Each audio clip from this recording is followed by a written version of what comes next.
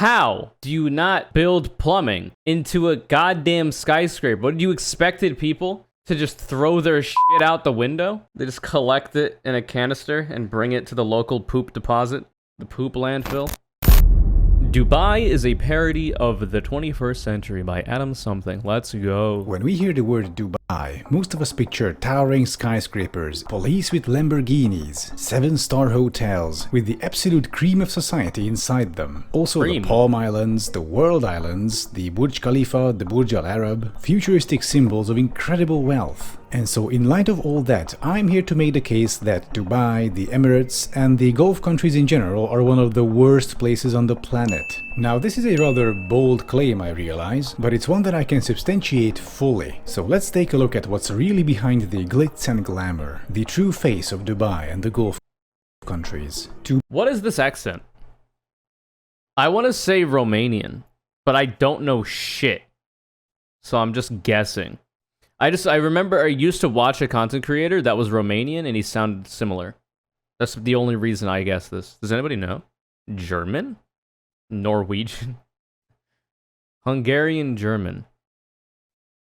To better understand what's going on in a place like Dubai, first let's talk about Romania.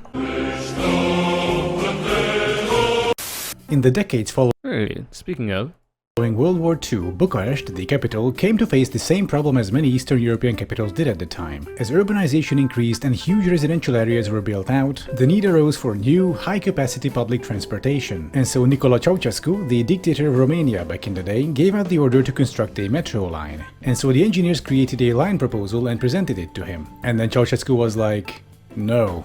I will design the route personally. And so the former shoemaker assistant, who also called himself the genius of the Carpathians, I am not making this up, sat down and redesigned the entire metro line to have it run along the river underneath.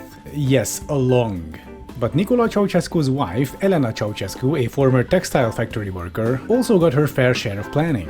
Reportedly, when the planners presented the final version of the metro line to the Ceausescu couple, Elena Ceausescu reportedly asked why the metro would stop inside the inner city at Piața Romana, inquiring what kind of factories there are. The planners told her there aren't any factories, but there is the Bucharest University of Economics where there are lots of students. Hearing that, Elena Ceausescu reportedly said, "Students? They've gotten fat, they grew a belly, they should walk. No station at Romana, let them walk." And so... Hell yeah, brother. Now that's what I like to call the free market at work.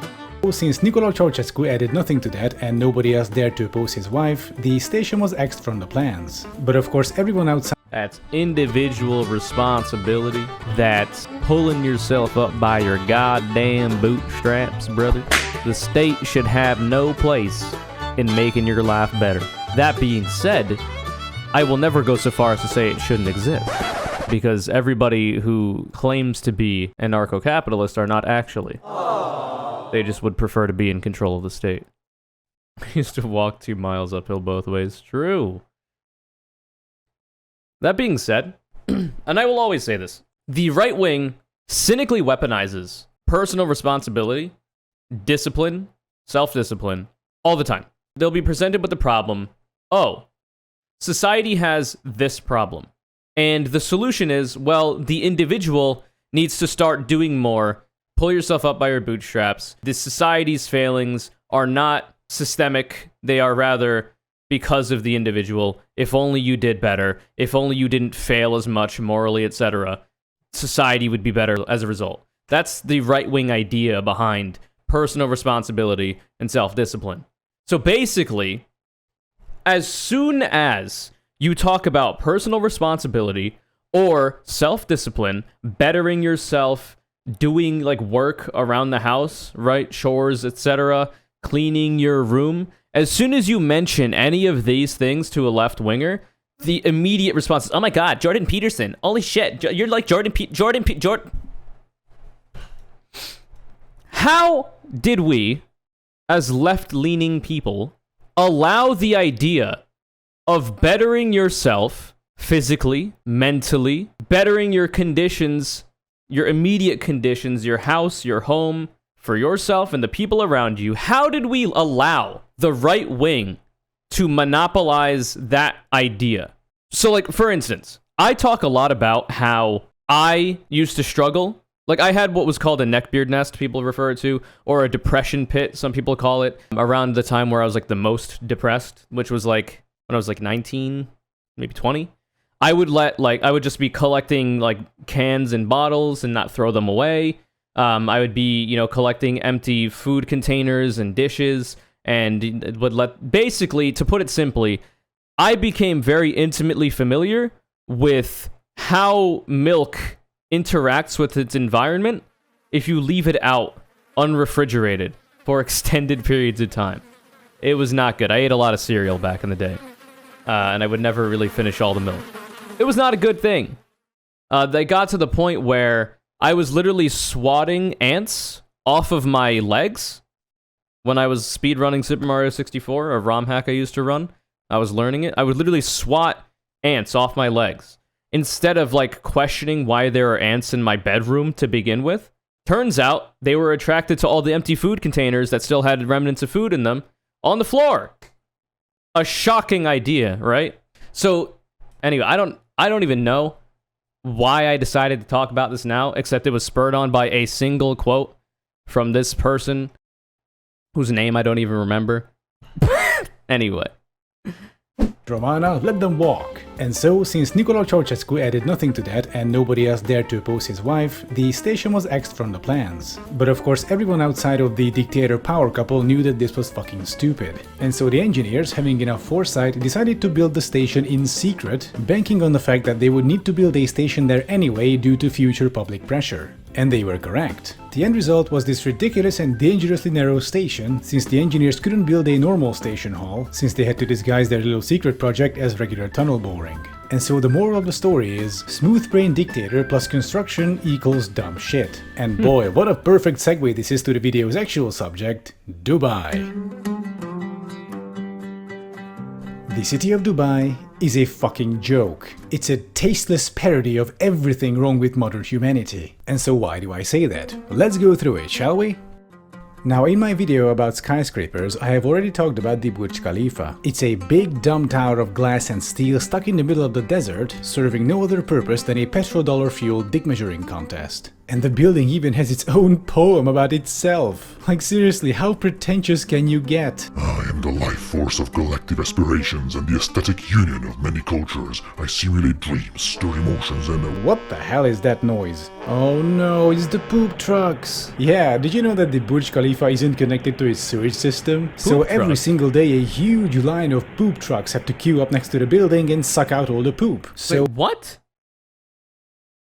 How do you not, if you have the means, build plumbing into a goddamn skyscraper? What, you expected people to just throw their shit out the window? They just collect it in a canister and bring it to the local poop deposit spot? The poop landfill? Jesus Christ. Like, if you're, I say this because, like, obviously you could live in an area where standard plumbing is not a thing that you have access to. That does happen, and that's unfortunate because, plumbing is really helpful, and internal, or whatever it's called, plumbing. Like, you take a poo-poo, you pee-po-poo in a toilet, and you flush it, and it goes wherever it goes. You don't even have to think about it. If you're building this big-ass fucking skyscraper, then I'd hope to God that you have the money to pay for the plumbing system. It's an unimaginable thought to be able to have the capital to build this monstrosity and not have the capital to build plumbing into it as well. That makes no sense to me. Day a huge line of poop trucks have to queue up next to the building and suck out all the poop. So Ammar's ambition and Dubai's shining dream included the world's tallest skyscraper but not a sewer system. And besides, I talked about this before in the skyscrapers video, there's actually not much point to building a skyscraper. Like, the only situation where it might make sense is when you're physically out of space. But trust me, Dubai does not have this problem, which ties into the next suspects. Oh lord. Dubai's Palm Islands are the OG symbols of the city. The construction of the first one, the Palm Jumeirah, started in 2001, if you can believe that. And according to Google's satellite images, it's still not finished, it's still getting built out. And just for good measure, let's take a look at what they actually built here. I mean, these things do look nice from space, but what are they really from up close and personal? Do they look nice from space, though? I feel like they don't look very good from space, even. I mean, it's a cool pattern, right? It looks like a seashell. But, like, it really doesn't look that cool to me. I don't know. Well, the stem is an 8-lane urban freeway, and the leaves are just individual suburban streets. Oh, and there's also a monorail in the middle. What? American suburbs and their consequences have been a disaster for the human race. How can you have this kind of, like, a monumental idea and put shitty-ass suburbs on it? Oh, no. I would like it more if the pattern was on land. You're like, why wouldn't you just carve into the land and put water where the land is here? I don't understand. Oh, and between The Point and Nakheel Mall, there are no stations. So then, how do people living on the leaves get on this thing? Well, it's a rhetorical question, of course. Just like the real suburbs in America, this thing was built around cars. Oh, and the second palm, the Jebel Ali, will be... The automobile and its consequences. Be more the same. And then there are the world islands, of course, which are just a complex of tiny islands for the ultra-rich. Or I should say the automobile industry, rather, and its consequences. Of course. Because it's not the vehicles themselves that are the problem. It's the incredibly wealthy capital owners that have an interest in maintaining the dominance of the automobile and its industry continuing to prosper, who lobby governments to not build around public transit, but rather require literally everybody to have a car. Where I used to live, I had to drive 20 minutes either way to get to one dying town or another. Now, that being said, to be fair, I did live in the middle of nowhere, so I wouldn't expect very good public transit anyway. But in this area in New Jersey, when I did get to the dying towns, the public transit was dog shit anyway. You had to have a vehicle to get anywhere. Villas. And, oh my god, this looks outright post-apocalyptic, Jesus Christ. Ew. Oh, and there's a third palm under construction. Wait, what the fuck is that? It looks like a rash. It looks like there's a disease that is growing. It looks like mold. Ugh. Post-apocalyptic, Jesus Christ. Oh, and there's a third palm under construction if the two weren't enough. Oh, and by the way, the sand they use for the palms is not desert sand. They can't use it because the grains are too big. Instead, they have to get the sand from the seafloor. And they achieve this by sucking it up with these big tanker ships. And also annihilating acres of marine life in the process. Nice. Oh, and by the way, these palm islands were built on top of natural coral reefs, which they just ended up basically burying. Nice. Oh, and according to NASA measurements, all these islands are sinking at a rate of 5 I love absolutely devastating the local ecology that allows this planet to operate at its full potential. Feels good. Millimeters per year. And by the way, have you heard about this thing called rising sea levels? According to the Environment Agency Abu Dhabi... That shit's fake. Fake news. God damn it. Donald Trump told me climate change isn't real. Tucker Carlson said, yo, you know what? This climate change thing, I see it snow in the winter, god damn it. It's not real. Plus, everybody here could just... Like, if I was here and suddenly it's underwater, I would just sell my house and move. Obviously. Duh. What's up, Iron Mage? Basically burying. Oh, and according to NASA measurements, all these islands are sinking at a rate of 5 millimeters per year. And by the way, have you heard about this thing called rising sea levels? According to the Environment Fucking Aquaman! Agency Abu Dhabi, under the most severe climate change scenario, nearly all of Dubai, including the Palm Islands, would be underwater. Nice. Alright, so let me get this straight. You had all the money and power in the like world an immediate concern. We can put that off until it actually happens. Why do anything to try to ameliorate that issue before it actually happens? We could just wait until it's too late. Fuck it. Anything, and you have paid money to annihilate a coral reef to build a sinking suburb on top of it. Perhaps I treated you too harshly. And here's the kicker about these islands. That's right, I'm still not done. Why build them on the sea to begin with? I mean, you have the desert. You have all the space you will ever need. So why not just build the palms inverted into the land? You know, having the actual body of the palm not out of sand but out of water. It would look just as impressive from space, and it wouldn't even demolish all the aquatic life. Hang on a second, they did do something like this already, just below the palm tree. And oh no, these are American-style suburbs. Wait, what? There's just water here? Oh lord, this is a worse idea though, I feel like. Because this is... I would assume there's an outlet for the water Wait, no. There couldn't be an outlet for this water. I don't know how that works, actually. Like Florida, but worse. Like, if you were to do it this way, you could easily have the water flow in some ways, I would imagine, between the actual ocean and the rest, right? Is that possible? I don't know how this shit works, to be fair. Because at this point, this is just stagnant water that's just hanging out. I don't know. I don't know how all that works. Looks like dog shit, though. Suburbs? Oh man. I can't believe it. They took the worst urbanism practices from the US and they implemented it one-to-one. And we actually have all the circles of urbanism hell in here. Copy-paste housing, cul-de-sacs, giant highways cutting through the area, no public transportation, a 12-lane arterial road, Jesus Christ. And so this will be our segue to... Dubai's urbanism in general is just complete bonkers. It's kind of its own little bubble. American booze built this. True. Ameriboos have been a disaster for the human race as well. This is true. I mean, an Ameriboo apparently recently bought a $2.6 million home as well. Talk about tasteless. A strange little rich people's dystopia in the desert. Take a look at this arrangement. Two sections of skyscrapers separated by a 20-something lane freeway, and behind it a bunch of cul-de-sac suburbs and golf courses. It's this strange mixture between Futurama and evil Los Angeles. And this just makes me feel so frustrated because all that money and all that power, they could have done so much more and so much better than this. Imagine a city with full-on historic Arabic Golden Age architecture with modern elements. Okay, this is concept art from Diablo 3, but you get the idea. I have seen skyscrapers, malls, suburbs, urban freeways, or golf courses before. What I haven't seen is a historical or at least historicist Arab city. That would be a great way of spending all those petrodollars, or at least a better way, it would look a lot better, and that might even attract a more quality crowd instead of the oligarchs, trust fund babies, and nouveau-riche idiots. By the way, did you know that only 10% of the Emirates population is actually Emirati? The other 90% being immigrants and expats. Well, actually, they're all immigrants. It's just that white people came up with this word expat, so they don't have to call themselves immigrants abroad because that word is reserved for brown people. Speaking of which... Oh no. Imagine my shock.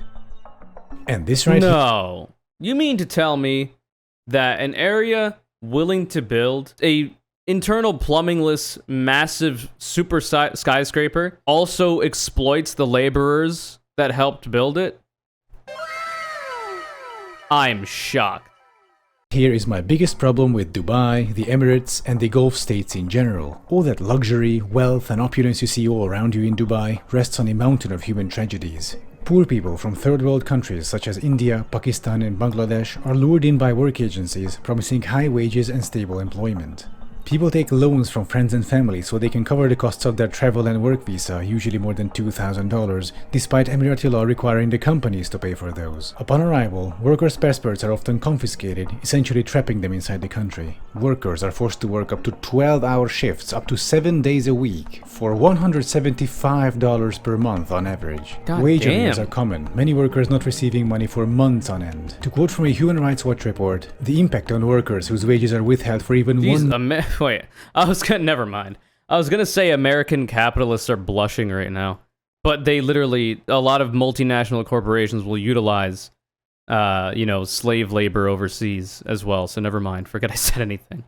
Month is very serious. They immediately fall into arrears on the debt they owe recruiting agencies in their home countries. They incur additional interest, and they are unable to send money home for their families who depend on their income earned in the Emirates. In some cases, the non-payment of wages means that workers do not have money to buy food or basic goods and end up borrowing money just to survive. The COVID epidemic only made things worse. That, and the oil price crashing, left many workers jobless. Consequently, many were abandoned by their former employers. They now spend their days in half-abandoned worker camps on the outskirts of the city. Only volunteers and their food donations standing between them and starvation. A Guardian article quotes a construction worker called Hassan. He says, Guests Hassan? It's always on and off visit and give something, but when nobody comes, we have to starve. We have nothing. All this just a few kilometers away from the 7-star hotel. Oh god, but they had their passports confiscated. A lot of them have their passports confiscated by the whatever work organizations promised them and then, you know, essentially enslave them. I just can't wrap my mind around how. Like, you've already committed a wrong by taking their passports and robbing them, you know, of their livelihood and their lives. But, like, at this point, if they're literally just abandoned there, what's stopping you from giving the passports back? Maybe logistically that would be difficult for them. They would have to actually care about, you know, the suffering of human beings. I've already started off on the wrong foot in that regard, but I don't know, dude. God damn. The world's tallest skyscraper, the world's biggest mall, and the golf courses for rich foreigners.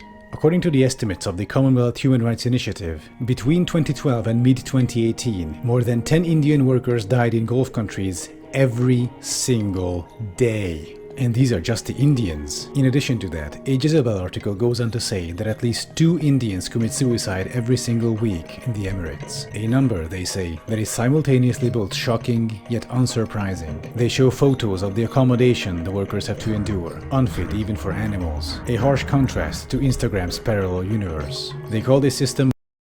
Maybe this is in poor taste, but I can just see how the right would, like, cynically weaponize this as like, oh, well, you know, American workers don't have it that bad. I mean, it could be like this, right? Not noticing that, you know, leftists would be like, no, both are wrong, actually. The treatment of people here, while obviously substantially worse than the treatment of American workers who are also exploited, both of these problems should be fixed. Both of these issues should be addressed, actually, rather than pitting the two against each other. Modern slavery, and I'm afraid they are correct. This and the previously mentioned issues, but especially this, is why I hate the Emirates and especially fucking hate Dubai. I now also hate Dubai. I'll leave you with a poem from Bertolt Brecht, written in 1935, titled Questions from a Worker, who reads, Who built Thebes of the 7 gates? In the books you will read the names of kings. Did the kings haul up the lumps of rock? And Babylon, many times demolished, who raised it up so many times? In what houses of gold glittering Lima did its builders live? Where, the evening that the Great Wall of China was finished, did the masons go? Great Rome is full of triumphal arches. Who erected them? Over whom did the Caesars triumph? Had Byzantium, much praised in song, only palaces for its inhabitants? Even in fabled Atlantis, the night that the ocean engulfed it, the drowning still cried out for their slaves. The young Alexander conquered India. Was he alone? Caesar defeated the Gauls. Did he not even have a cook with him? Philip of Spain wept when his armada went down. Was he the only one to weep? Frederick II won the 7 Years' War. Who else won it? Every page a victory. Who cooked the feast for the victors? Every 10 years a great man. Who paid the bill? So many reports, so many questions. Now that I see how much this video has popped off, almost 10 million views. We're a 500,000 away from 10 million views. I sincerely hope that this video has helped move some people who may not have understand the plight of the worker in any country to, like, kind of like second guess how, they interact with capital, their employers, etc. Kind of like assess certain ways that they might be, being exploited in their day-to-day. I absolutely hope so. It seems like this video is formatted very well for that. So I genuinely hope that's the case. Thank you for watching. I'm sorry the video took such a dark turn in the end, but as I was looking up stuff for Dubai for the video, I kept encountering more and more just alarmingly fucked up information. Like, Jesus Christ. Anyway, thank you for watching once again, and please like and subscribe if you haven't already, and do check out my Patreon tiers, link in the description. And I'll see you next time. I like the name of that video. The hyperport is dumb and will most likely explode. Not at the beginning of their most recent video. Imagine suffering a plane crash above the ocean with only you and one other passenger surviving. Both of you get washed up on a deserted island with nothing but sandbanks and palm trees. God Once damn you it. wake up on the shore and look around, you notice the other survivor's footprints. Looks like he woke up before you. Oh no. As you explore the island, you find him sitting on a huge pile of coconuts. Turns out, while you were unconscious, he went around and collected every single coconut on the island for himself. Coconuts that you would also need if you don't want to starve. Of course, you could go and try your luck catching some fish along the shore, but according to statistics, 9 out of 10 starved fishermen end up dying of hunger in the end. The coconuts are your only realistic chance at survival. So you ask him, can you give me some coconuts, please? And he says, sure, I can give you some coconuts. If you suck my dick. It's so dumb, dude. You can't escape him. Dread it. Run from it. Vouch arrives. All the same. That's funny. Anyway. Hey, Mr. Critical reacted to it. So, like, this is what's interesting to me about this video. Is that Moist Critical, as far as I'm aware, is not super political in his content. Now, that being said, I don't watch a lot of it. Haven't watched a lot of it. But I assume not usually the most political. Now, that being said, he does cover like drama and stuff like that as far as I'm aware. He might talk about some things that are related to politics as a result. But overall, I would imagine his community is fairly normie. So him watching this video, and a lot of other creators watching this video, I would hope would help a lot of people kind of. It should hopefully help crystallize in their minds, you know, maybe some like parallels they could see between their own conditions and the conditions of the people they work and live around and what we're seeing in this video. Now, that being said, a cynical interpretation of this idea could be like, oh, well, that's in Dubai. That's not here. I mean, we don't have slavery in the United States, do we? I mean, the land of the free, brother. We wouldn't do that. We wouldn't do the 13th Amendment. We wouldn't enslave people. I mean, slavery was abolished. It's a constitutional amendment. Now, that being said, if you're convicted of a federal crime, you can be enslaved under the 13th Amendment, but don't look at that. Anyway, I am eternally, and perhaps to a fault, optimistic for everyone else except for myself, okay? And I think that's a fine way for me to live. Fuck it, dude. I have hope, okay? I am hopium-pilled for everyone around me, just not myself. His audience is mostly normie gamers. Makes sense. Anyway, well, that was a fun video. We'll have to watch more Adam Something in the future. This video's conure called as Ash, once again somehow. We used a random number generator to select these, so congrats on your incredible luck, I guess. If you'd like to be the next conure call out, all you gotta do, brother, is follow me on Twitter @ConureCC and retweet my video links when they go live. Take it easy, partner.